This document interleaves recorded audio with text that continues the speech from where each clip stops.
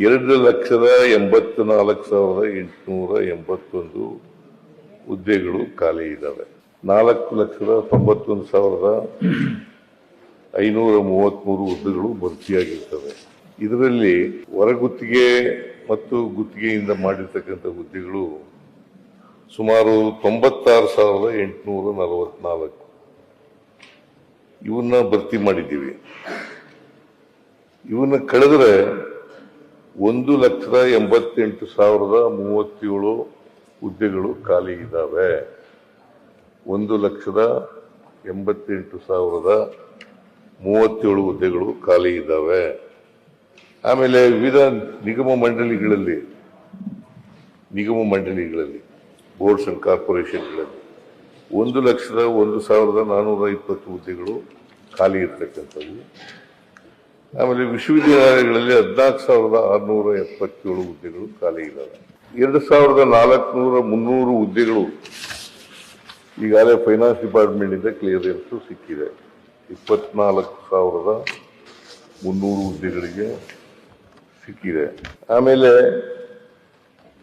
ಹೈದರಾಬಾದ್ ಕರ್ನಾಟಕ, ನೀವು ಹೈದರಾಬಾದ್ ಕರ್ನಾಟಕ ಬರಲ್ಲ, ಬಾಗಲಕೋಟೆಯವರು ನೀವು, ಕೂತ್ಕೊಳ್ಳಿ ಬಾಗಲಕೋಟೆಯವರು. 371J ಅದರಲ್ಲಿ ಹುದ್ದೆಗಳು ಭರ್ತಿ ಮಾಡಬೇಕಾಗಿರ್ತಕ್ಕಂಥದ್ದು 32,132.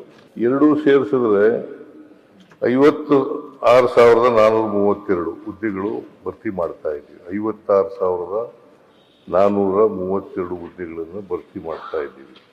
ಸ್ವಲ್ಪ ಯಾಕೆ ವಿಳಂಬ ಆಯಿತು ಅಂತಂದ್ರೆ ಒಳ ಮೀಸಲಾತಿ ಇತ್ತಲ್ಲ, ಆ ಒಳ ಮೀಸಲಾತಿ ಇದ್ದದರಿಂದ ವಿಳಂಬ ಆಯಿತು. 1 ವರ್ಷದಿಂದ ವಿಳಂಬ ಆಯಿತು. ಸೊ ಹಾಗಾಗಿ ಈಗ ಒಳ ಮೀಸಲಾತಿ ತೀರ್ಮಾನ ಆಗಿದೆ.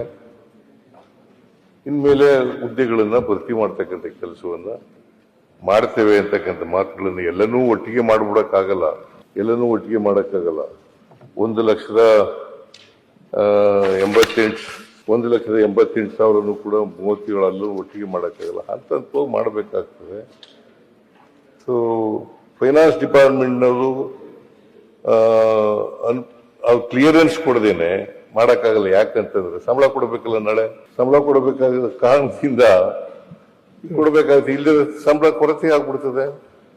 ಬಜೆಟ್ನಲ್ಲಿ ನಾವು ಅಳವಡಿಸ್ಕೊಳ್ಳದೆ ಹೋದ್ರೆ ಬಹಳ ತೊಂದರೆ ಆಗ್ತದೆ.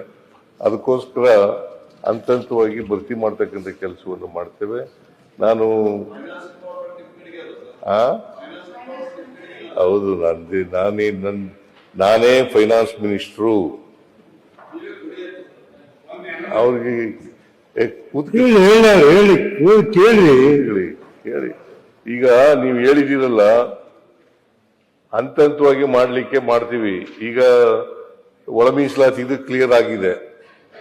6%, 5% ಅಂತ ABC ಅಂತ ಮಾಡಿದ್ದೀವಿ. ಸೊ ಅದು ಕ್ಲಿಯರ್ ಆಗಿರೋದ್ರಿಂದ ಇನ್ ಮುಂದೆ ಇಷ್ಟೊಂದು ವಿಳಂಬ ಆಗ್ಲಿಕ್ಕೆ ಸಾಧ್ಯ ಇಲ್ಲ. ಭರ್ತಿ ಮಾಡ್ತಲೇ ಇರ್ತೀವಿ, ಹಂತವಾಗಿ ಭರ್ತಿ ಮಾಡ್ತೀವಿ.